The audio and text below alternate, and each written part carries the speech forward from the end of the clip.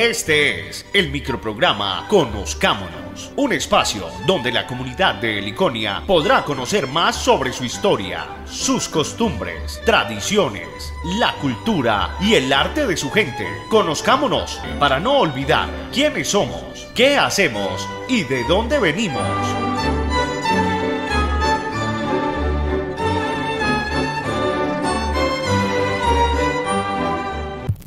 Hola, les saludamos a ustedes a través de Guaca Estéreo 95.4 FM y también a través del canal Helic Visión TV en el municipio de Heliconia. Otra edición más de lo que tiene que ver con nuestro programa Conozcámonos, con el ánimo de seguir rescatando las tradiciones, las costumbres y ante todo, conocer a toda nuestra gente.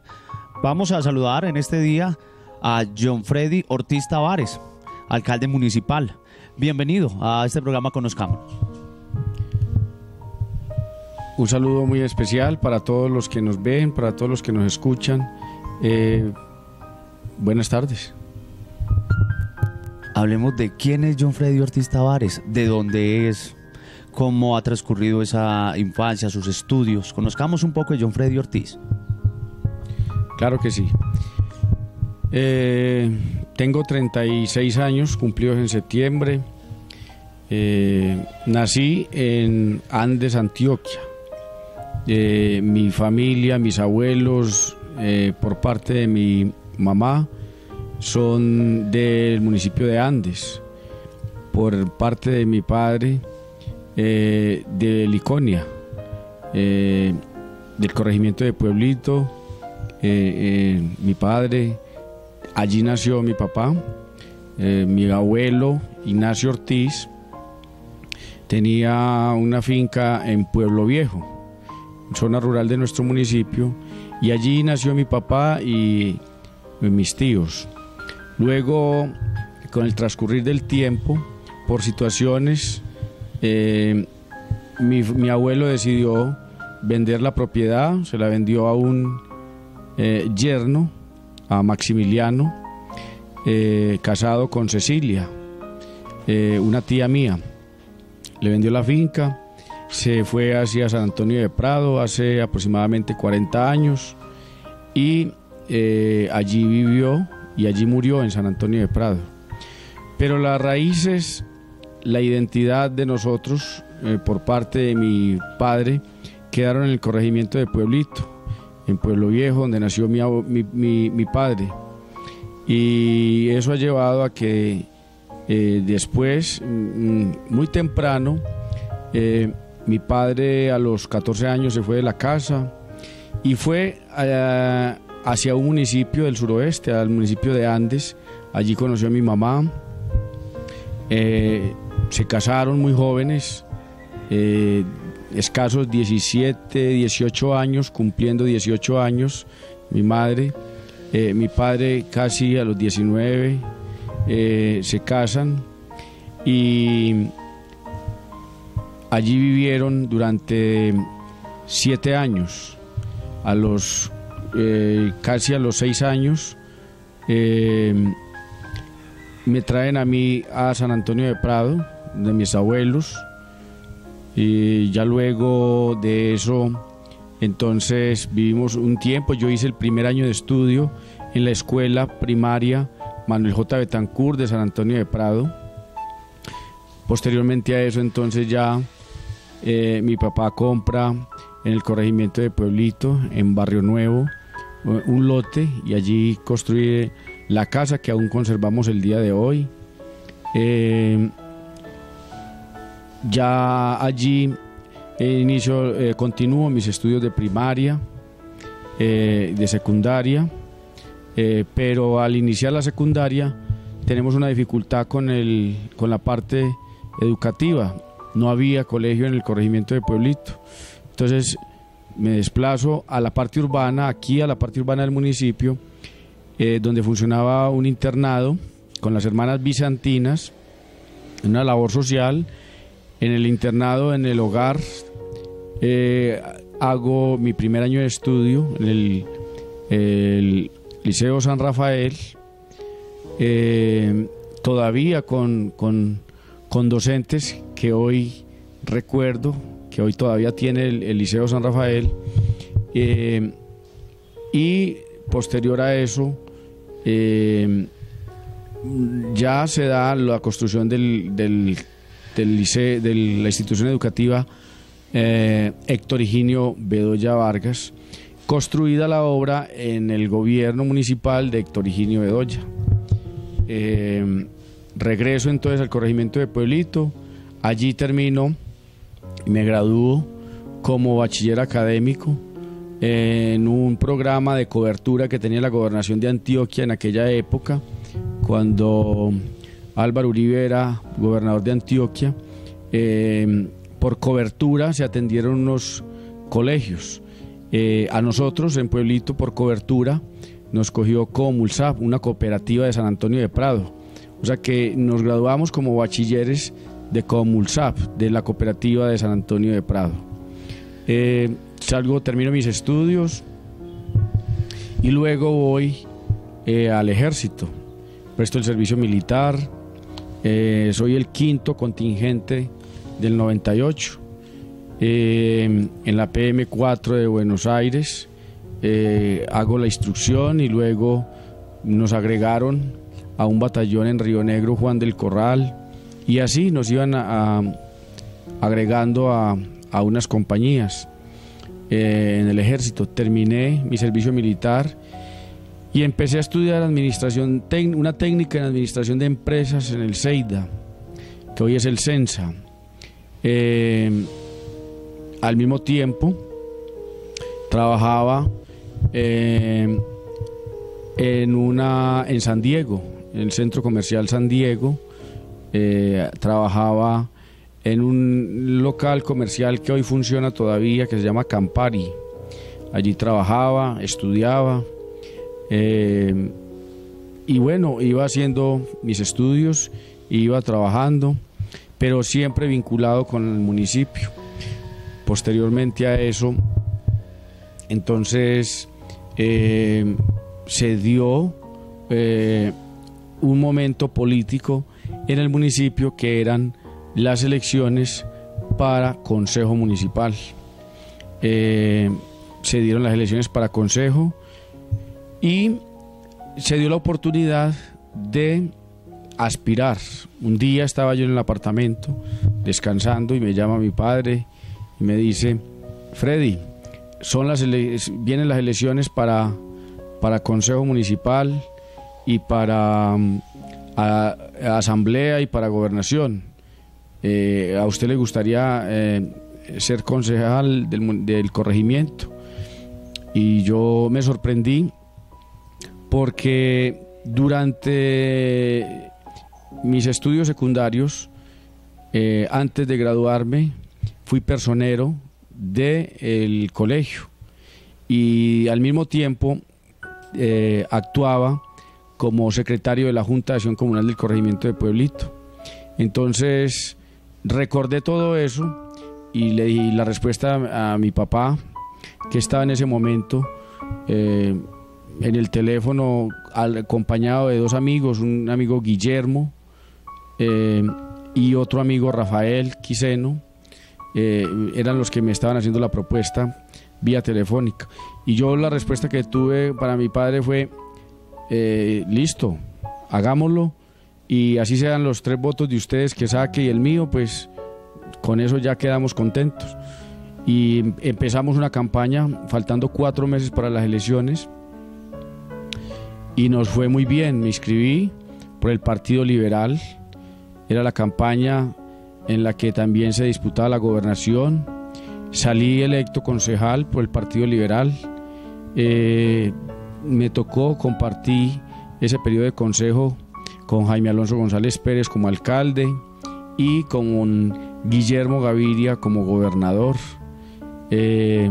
Recuerdo también que esa época fue una época dura, fue una época difícil, porque también había irregularidad en los periodos de alcalde, porque había fallecido una alcaldesa por una muerte terminal, Elda Gaviria, una gran mujer, una gran lideresa. y había fallecido también Héctor Higinio Bedoya Vargas, quien había tenido una muerte violenta por hechos confusos. Afortunadamente ya todo se había esclarecido, afortunadamente en justicia ya se había esclarecido los hechos. Desafortunadamente para Liconia había perdido un líder, un gran líder, pero bueno, ya esa era la época, entonces estábamos en un gobierno de transición, por eso no hubo elecciones en ese mismo momento para alcaldía, solamente consejo, asamblea y gobernación. Superado eso, entonces llegué al consejo municipal, me gradué, ya me había graduado obviamente como técnico en administración de empresas, ya había avanzado un poquito más, pero todo el tiempo mientras estudiaba en el colegio, siempre la profesora nos preguntaba, o el profesor, algunos profesores nos preguntaban, bueno, ¿y ustedes qué quieren estudiar cuando se gradúen?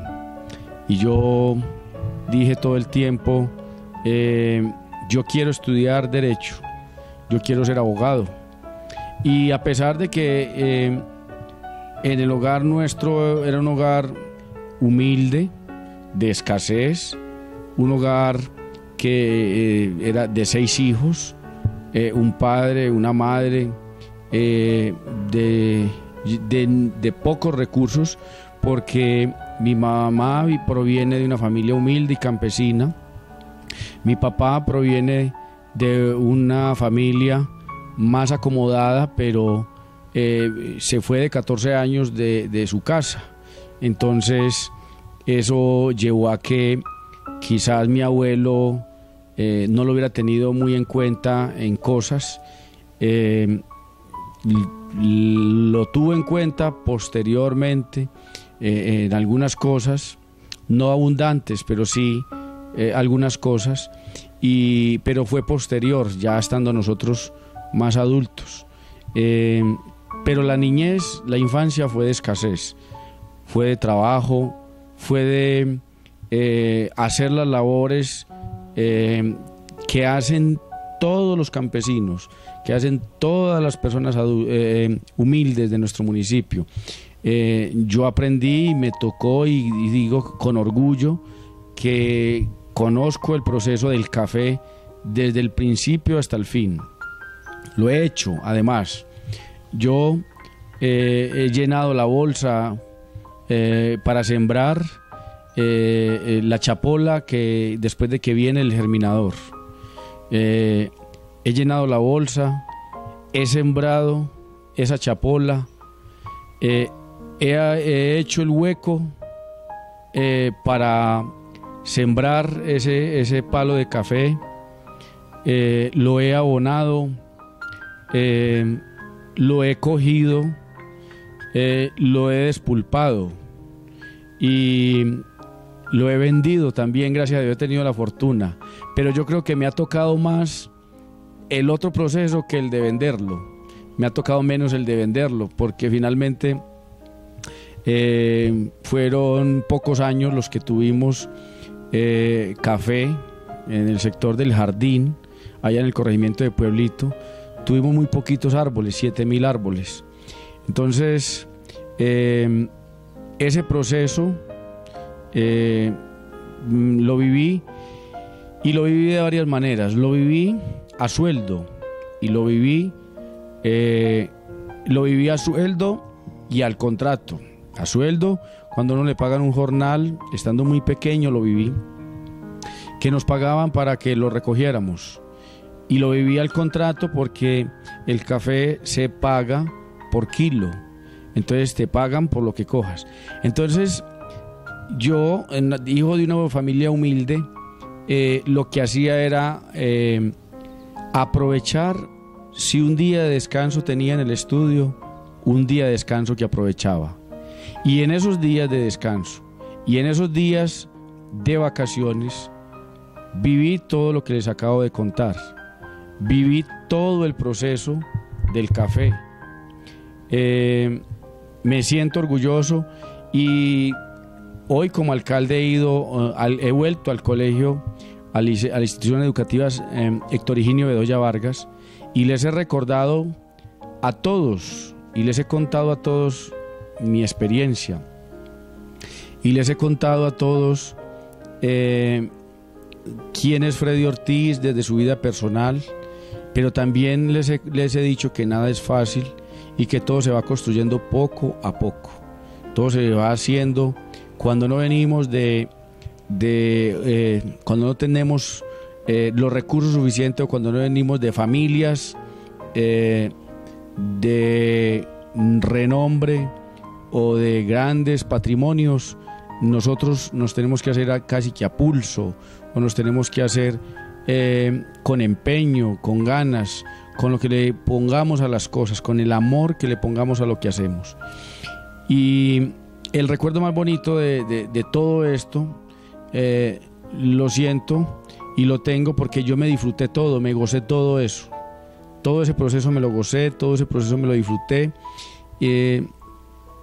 Y siento, cuando recuerdo todos esos momentos, lo siento con alegría, los recuerdo con alegría, porque la verdad fue que me los disfruté mucho. Recuerdo vivir en los cafetales, los chistes, la corrida a escampar, el mal graneo de una traviesa, pero también vivir la abundancia de la cosecha. Esos son momentos tan bonitos que se viven, que se tienen en la mente.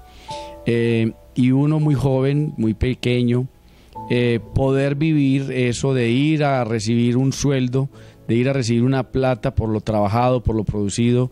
A uno pequeño le rinde mucho la plata. A mí me rendía mucho la plata de lo que cogía en el café. Y todo eso son recuerdos muy bonitos que tengo. Afortunadamente, la vida entonces más adelante nos dio otras oportunidades, tanto a mí como a mi familia, y la situación personal, pero de familia, también cambió. Desafortunadamente, falleció mi abuela, que padeció 3 años. Estuvimos acompañándola. Mi padre pudo disfrutar de algo, no de abundancia, pero sí de algo, de aquello que había construido mi abuelo, y su vida cambió, y cambió la de nuestra familia.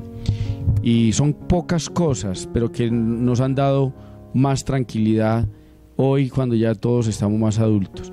Lo bonito de la vida de nosotros, o de la experiencia de la vida de nosotros, de la familia Ortiz Tavares, es que vivimos como vive hoy cualquier familia humilde de Liconia, como cualquier ciudadano, como cualquier persona, y eso lo vivimos con alegría, y eso lo vivimos con mucha tranquilidad, y le damos gracias a Dios todos los días por lo que nos da.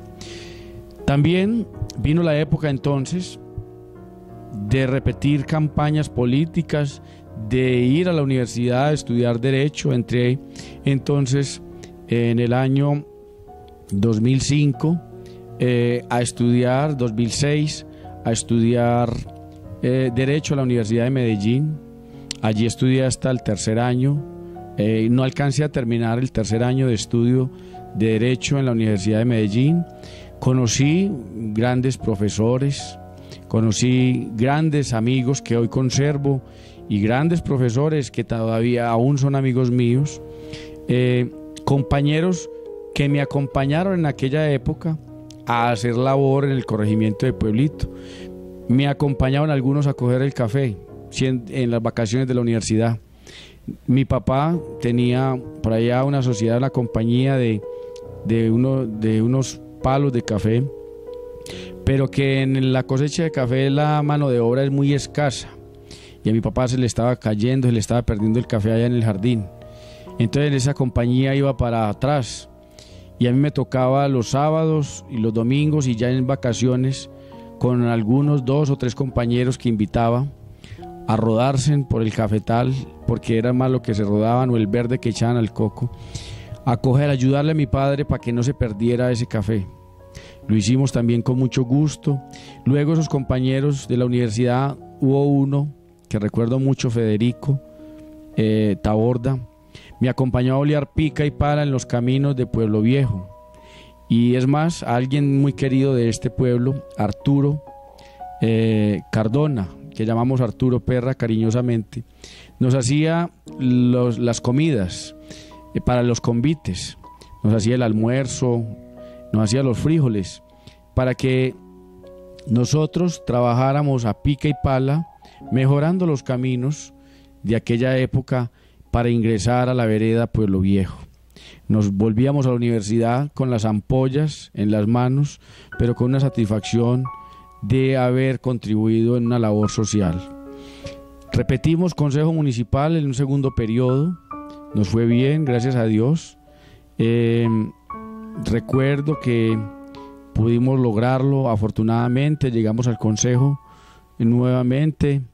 En el consejo municipal fui presidente de la comisión de presupuesto en varias ocasiones, fui presidente del consejo municipal en varias ocasiones, ya teniendo casi 20 años llegué por primera vez al consejo y repetí consejo municipal.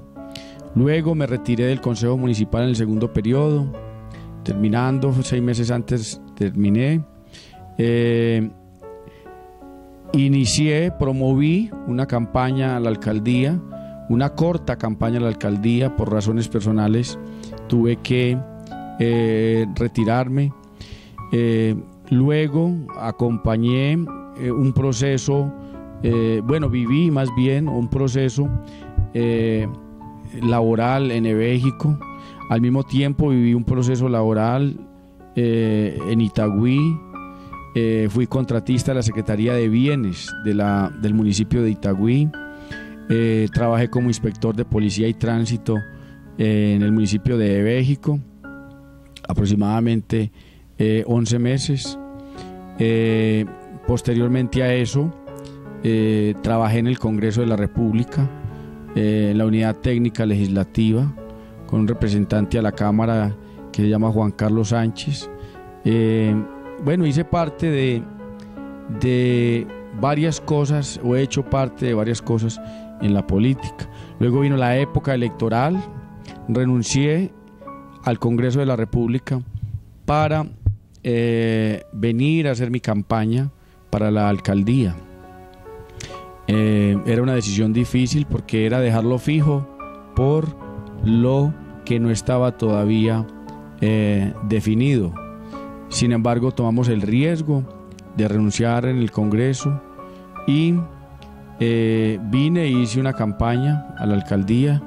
Estuve retirado todo ese gobierno del municipio, marginado de los procesos sociales del municipio, y regresé faltando aproximadamente 8 meses para empezar a armar el equipo, la estructura de trabajo que más adelante nos llevó a un buen término, que fue haber ganado las elecciones para la alcaldía y lo que hoy me tiene como alcalde. Es básicamente detalles de mi vida personal, en lo que les narro, así de una manera muy superflua, de una manera muy superficial, de quién es Freddy Ortiz en este recorrido político. Gonzalo. ¿Y a Freddy Ortiz le gusta el deporte? ¿Qué hobbies tiene en su vida? ¿En su tiempo libre qué hace? Claro que sí. He participado en campeonatos. En el corregimiento de Pueblito tuvimos la oportunidad de participar en varios campeonatos de microfútbol. Me gustaba mucho. Pues a casi todos los estudiantes en el colegio la materia que más nos gusta es educación física. Digo a casi todos porque hay algunos que no les gusta. Entonces a casi todos, a mí también me gustaba. Es más, yo recuerdo que en el bachillerato mi profesor de educación física aquí en la institución educativa San Rafael fue un hombre que falleció por una enfermedad que yo también padecí. Mi profesor fue Rentería, un profesor de educación física que me enseñó lo poquitico, y digo poquitico y lo digo en diminutivo porque no aprendí mucho, pero me enseñó lo poquitico que aprendí a jugar fútbol. sobre todo el microfútbol. Y vale la pena recordar a Rentería porque era un hombre muy conocido por todos nosotros y muy querido por nosotros en la institución educativa San Rafael. Rentería falleció por una pancreatitis, igual la misma enfermedad que yo padecí, que no mencioné ahorita, antes de iniciar mi campaña a la alcaldía. Una enfermedad que me llevó a estar en cuidados intensivos casi 20 días y que luego estuve mes y medio en cuidados especiales para poderme dar de alta. Una pancreatitis aguda y severa padecí. Yo hace 4 años y medio salí de allí y Rentería, el profesor de educación física, a los 2 meses de yo haber salido, recibí una llamada y me dicen: Rentería está hospitalizado, el profesor de educación física. Rentería está hospitalizado y tiene lo mismo que le dio a usted, pancreatitis. Y le dije: bueno, cuénteme, ¿y cómo está? Me dijo: está amarillo, se puso amarillo, está muy mal. Está en la Pablo Tobón. Cuando yo recibí esa noticia me quedé pensando, bueno, dije, va a salir de esta como yo salí, pero a los 2 días me llaman a decirme, casi a la 1 de la mañana, Rentería se está muriendo. Se murió Rentería de una pancreatitis. Dios me dio la oportunidad a mí de seguir adelante, de avanzar. Me tenía para ser alcalde y no sé para qué más cosas, y a Rentería sí se le cumplió el ciclo, terminó su vida en esa enfermedad. Ese señor Rentería nos enseñó a jugar fútbol, microfútbol un poco. Yo en Pueblito jugaba, como ese fue mi primer año de bachillerato, luego me fui a Pueblito a terminar el bachillerato y allá participábamos en diferentes campeonatos. Ese era mi deporte favorito, pero también mi papá en su actividad, un hombre campesino, muy apegado a los caballos, porque mi papá en su juventud fue arriero en Andes. Se utilizaba mucho en el suroeste la arriería de caña y mi papá fue arriero de caña en el sector de Tapartó, y entonces yo creo que el amor por los caballos viene de ahí, de esa misma actividad. Entonces combinábamos un poquito el deporte con las montadas a caballo. Mi papá, cada feria en el corregimiento de Pueblito, tenía 1 o 2 caballos para negociar, para cambiar, y yo vivía detrás de él y era feliz con sus negocios. A veces triste porque le pegaban garrotazos muy duros en los negocios, pero a veces contento porque tenía caballos bonitos que a mí me gustaban. Recuerdo un día que después de una feria que se levantó mi padre porque había comprado un caballo muy bonito, una potranca, muy bonita, y la tenía encerrada en la pesebrera. La amarró mal amarrada y al otro día se le ahorcó con el cabezal. Eso fue una tristeza. Yo recuerdo la tristeza de mi padre ese día y la tristeza mía. Casi nos sentamos a llorar los dos al lado de la potranca hermosa que había él cambiado en esa feria. Ese es el amor de los caballos, ese es el deporte, el microfútbol. Todavía hago goles. Hacía buenos goles. Yo jugando microfútbol todavía hago deporte. Todavía me gusta salir a trotar cuando puedo. Todavía me gusta jugar microfútbol. Todavía hago deporte. Eso es como lo que nos gusta, los caballos, hacer deporte. Y ha habido algo que nos ha gustado mucho, que es leer. Yo pienso que leer es muy importante y por eso tengo un programa de lectura y de lectoescritura en esta administración. Yo tengo una idea que puede que sea equivocada, pero nos ha funcionado y todavía le encontramos fundamento a esa idea. Y es que el que aprende a leer, aprende a aprender. El que no sabe dialogar con los libros o con lo que lee es como si fuera una persona que no sabe escuchar al que le habla.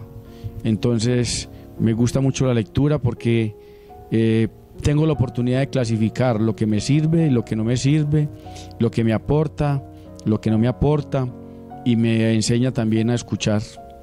Esos son como los hobbies que tengo y frente al deporte.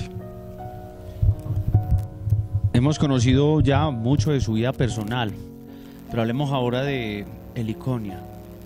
¿Vale la pena seguir luchando por un municipio como este, que también ha tenido sus tradiciones, su época de bonanza también, su historia?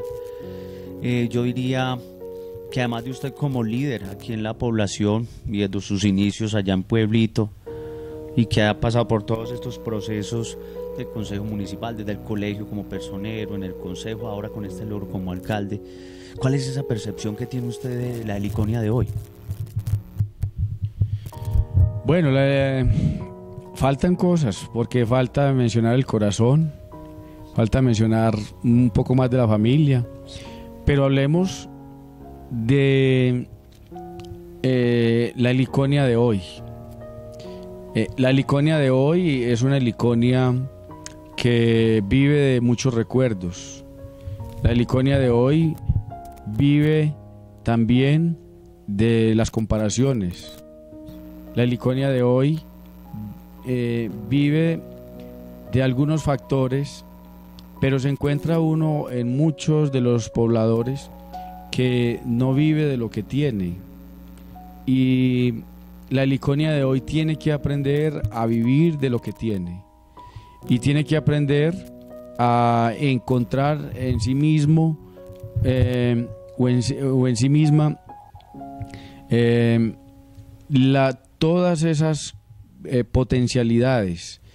Tiene que descubrirse en todo lo que tiene. Hablar de la Heliconia de desempleo, pues es hablar de todo un país que tiene desempleo, y no solo en Colombia, sino en Latinoamérica y en el mundo. Y entonces hablar de la Heliconia y el desempleo sería muy fácil.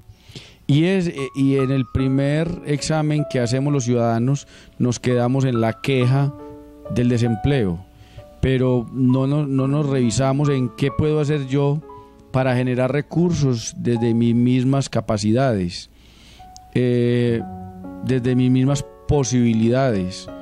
La Heliconia de hoy es la que yo creo que debe de pensar en cómo encontrar en las dificultades las oportunidades.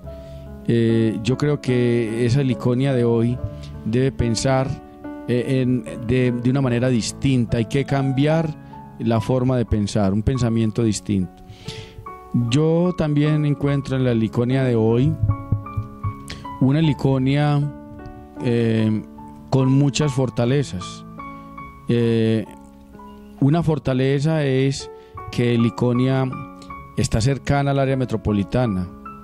Es una Heliconia que está pegada a la ciudad, que está en las goteras de la ciudad, del área metropolitana, y que eso le puede dar posibilidades. Todos en Heliconia vemos como la única oportunidad es la pavimentación de la vía, pero no vemos otras posibilidades. Y yo creo que tenemos que aprender a leer también contextos, a leer otras situaciones y aprender a trabajar con estas circunstancias. La Heliconia de hoy es la que yo quiero mirar, y lo voy a hacer desde la más adulta hasta la más chica, hasta los más jóvenes.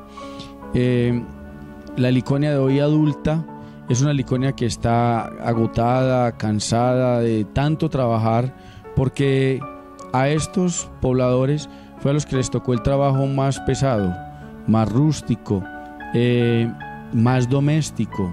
Nuestros viejos, dicho en el buen sentido de la palabra, ya dieron toda su fuerza por lo que hoy tenemos.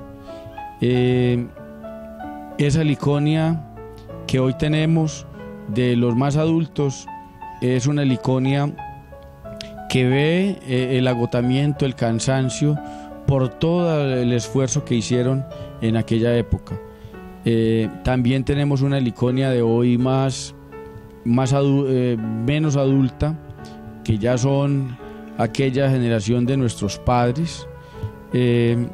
Esa generación aún conserva fuerza, aún conserva algo de esperanza, conserva fuerza para seguir trabajando, para seguir haciendo algún esfuerzo frente a lo que hoy tiene que hacer, pero también conserva esperanza en sus hijos, conserva esperanza en lo que viene y en que cada día ojalá mejore y se encuentre mejor. Hay una Liconia, hay un leve sentimiento de esperanza en esa Liconia adulta o menos adulta que la de los abuelos, esa generación de los padres de nosotros. Pero también hay una Liconia de hoy que está entre el joven adulto, y esa generación quizás hoy todavía se encuentra ya se encuentra produciendo una gran parte. Una gran parte se encuentra produciendo y con una familia ya proyectada, y quizás con algunos proyectos de vida, pero otros ya tienen casi que definido cuál va a ser su edad adulta y cómo van a ser las condiciones de su edad adulta. Y tenemos una Liconia de hoy joven,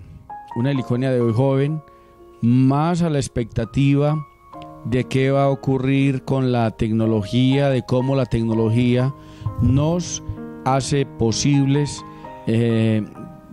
cosas, de cómo nos hace posible oportunidades, cómo la tecnología nos acerca y nos hace más fácil ciertas cosas de la vida, y tener que empeñar menos esfuerzo en la ejecución de cada proyecto de vida.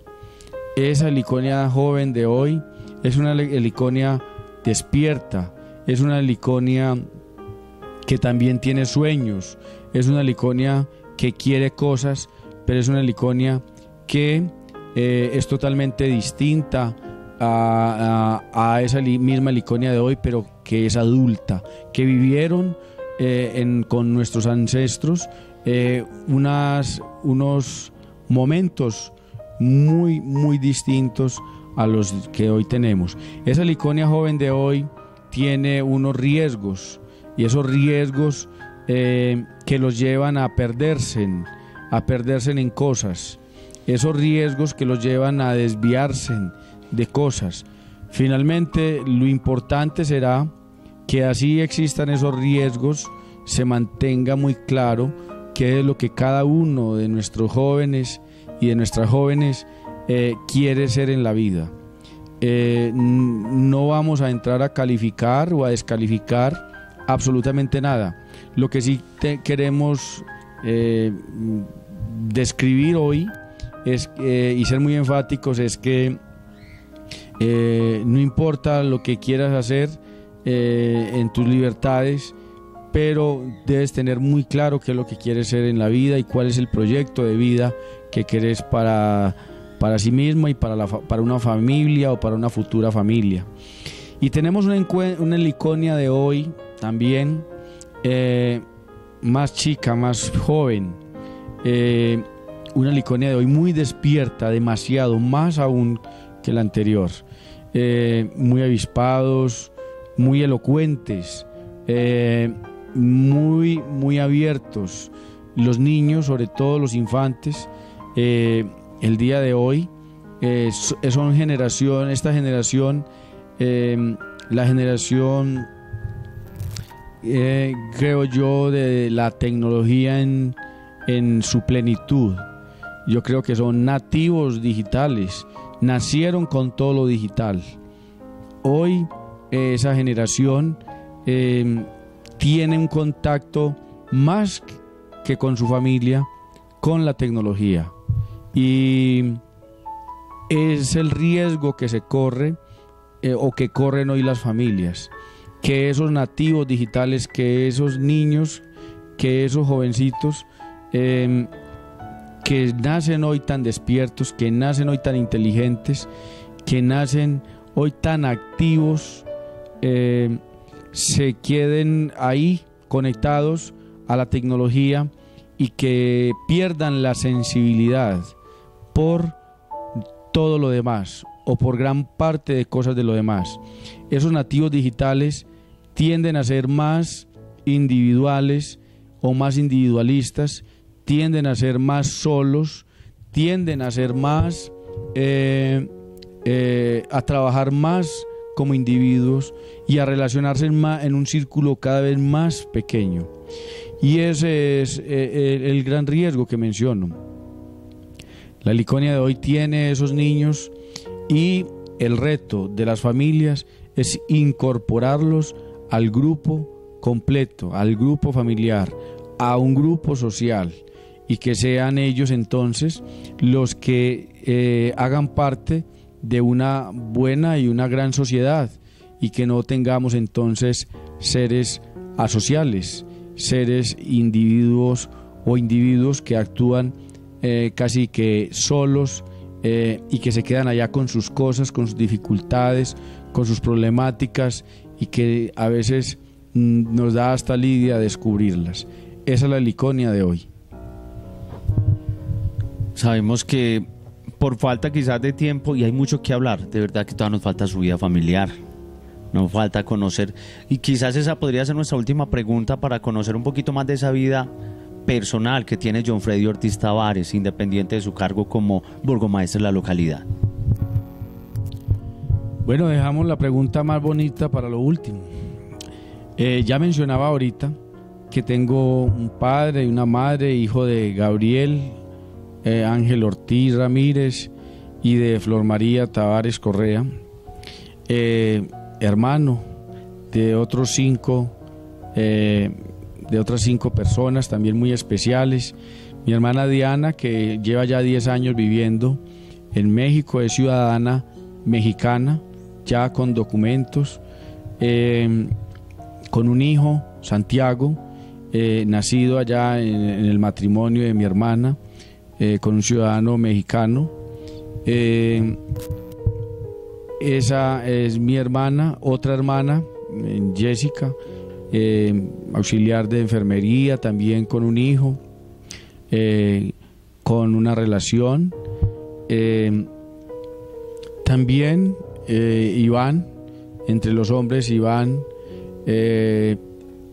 otro hermano que trabaja en el municipio de Itagüí, seguido por otro hermano, Juan Pablo, también, que lleva ya un tiempo trabajando en el municipio de Envigado, y seguido por otro hermano menor de 13 años que se llama Tomás, que estudia en el colegio. Esa es la familia de los hermanos. Pero también tengo de hace tiempo ya una hija de 15 años, una hija que vive en Estados Unidos, que vive en Miami. Cumplió 15 años el 20 de julio, Sofía, una mujer hermosa también, viviendo toda su juventud, ya a punto de vivir su juventud con todas las características normales de los jóvenes del día de hoy. Y bueno, divorciado, pero también de nuevo casado con Susana Cardona, mi mujer, mi esposa, mi pareja. Yo creo que Susana Cardona más que mi esposa, es mi complemento en muchas cosas, es mi soporte en muchas cosas, y con quien voy a tener un bebé, un bonito bebé, aún no sabemos si va a ser mujer, si va a ser hombre, pero estamos felices porque ya estos 3 meses ya nos han puesto a soñar con cosas muy bonitas, si es un niño, pues felices porque sea un niño, y si es una niña, pues felices porque será una mujer. Pero lo cierto es que estamos muy contentos con la noticia que nos han dado de que vamos a ser papás. Susana es mi esposa, mi segunda esposa, con la que quiero vivir pues creo yo que hasta los últimos días de mi vida, con mi hogar. Ella es una mujer muy tranquila, una mujer que nos sabe comprender en medio de la dificultad del oficio político, del estrés de la política, de las dificultades de la política. Susana ha sido también una mujer que ha sabido llevar estas cosas de mi oficio. No quiero pues mencionar de que con quien haya compartido en mi anterior matrimonio haya sido una mujer mala, no, es una mujer muy buena también, pero por circunstancias de la vida no pudimos continuar. Cada quien tomó su decisión y yo creo que fue lo mejor, pero al día de hoy me encuentro feliz porque gracias a Dios he conformado un hogar con una excelente mujer y bueno, con una excelente familia. Soy tío de una mujer también espectacular, Isabela. Soy tío de Isabela, soy tío de Manuel y soy tío de Santiago. Esos sobrinos también me dan mucha alegría, me dan mucha felicidad, y yo sé que lo mismo me va a pasar, o algo más grande me va a pasar dentro de muy poco, con esta belleza que viene en camino, producto de mi relación con mi esposa Susana. Yo creo que eso resume el árbol familiar. Es algo que quizás pocos conocen de mi familia, pero que bueno, se dio la oportunidad para hablar de ellos también. David, ¿tiene alguna pregunta?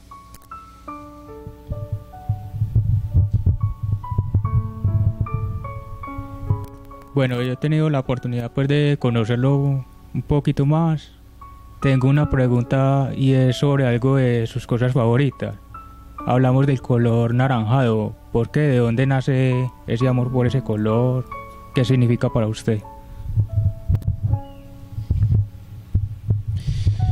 Muy bien.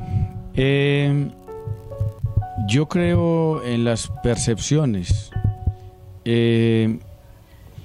Y yo creo que alguien dijo alguna vez que la vida hay que vivirla como en un mundo de colores, que no sea negro, que no sea blanco solamente, que sea un mundo de colores.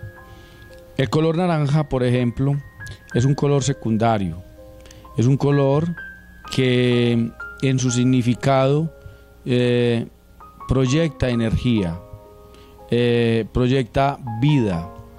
Yo creo que la entrega, el empeño, el entusiasmo, la energía, todo esto que le ponemos a lo que hacemos es lo que nos ha llevado a identificarnos con el color naranja. Yo creo que el color naranja, que es un color favorito, como me lo mencionan, es un color que nos ha llevado a identificarnos en lo político, sobre todo porque creemos que proyecta lo que somos en nuestras propuestas políticas. Nosotros hemos sido de la convicción de que uno tiene que proyectar esperanza en aquellos que quieren ver resueltas algunas situaciones. También tiene que proyectar alegría en aquellos que tienen tristezas o angustias porque desde el Estado no se les ha podido acompañar y en resolver algunas cosas. Yo creo que la tranquilidad de lo que hacemos y de cómo actuamos también se tiene que proyectar y se tiene que resumir en algo. Yo pienso también que nosotros tenemos que tener claras algunas cosas, y es que somos finalmente materia, y la materia la mueve la energía, y esa energía está en lo que le pongas a lo que haces. Si no, vamos a ser seres inertes. Una materia muerta no proyecta nada, no hace nada. Yo creo que yo, que soy un hombre de fe católica, ahí nací y ahí me voy a morir queriendo Dios en esa fe, siendo muy respetuoso de las otras religiones y de la fe que cada uno tenga. Lo importante del ser humano es creer en algo, pero creerlo de corazón y creer que eso es lo mejor. Y yo considero tan importante las demás religiones como la mía. Yo me congrego en la religión católica, creo en la institución, creo en sus representantes, y también creo en mí mismo y en la fe y en la energía que le pongo a lo que hago. Dicen por ahí que lo único eterno en el universo es el movimiento, y yo creo que el movimiento se da por la energía, y eso es lo que me lleva a mí todo el tiempo a estar en acción, a estar en movimiento, a estar en actividad, y eso también tiene una conexión con el color naranja. Entonces eso es el significado que yo le encuentro a el color naranja, que me lo preguntan, y por qué es mi color favorito. Yo creo que alcancé ahí a contarles varias cosas.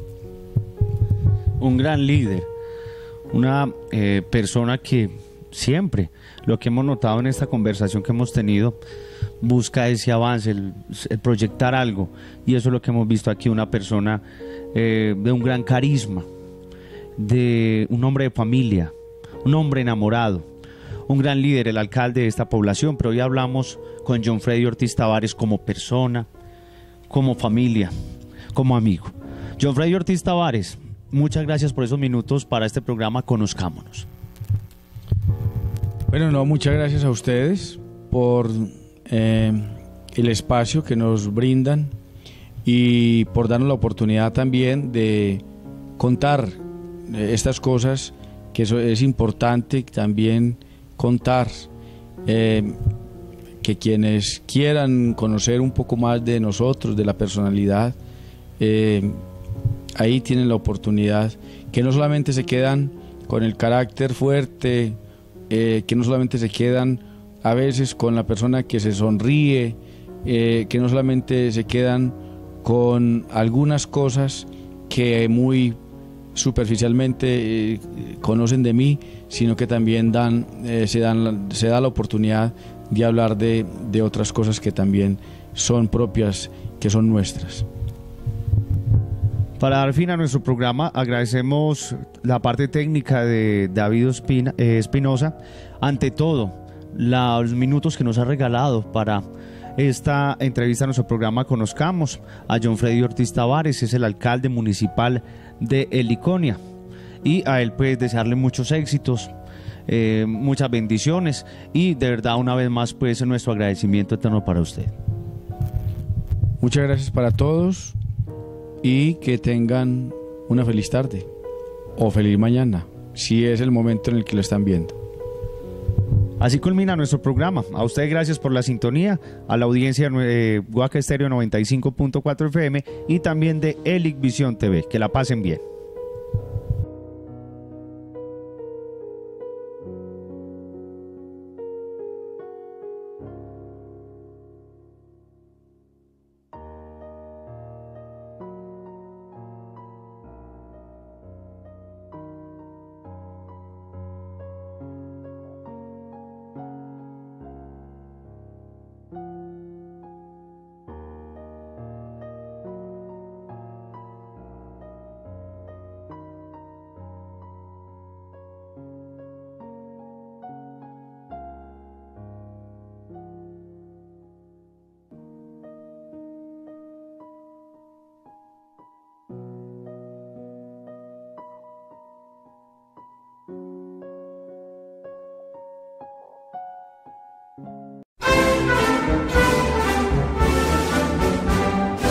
Este es el microprograma Conozcámonos, un espacio donde la comunidad de Heliconia podrá conocer más sobre su historia, sus costumbres, tradiciones, la cultura y el arte de su gente. Conozcámonos para no olvidar quiénes somos, qué hacemos y de dónde venimos.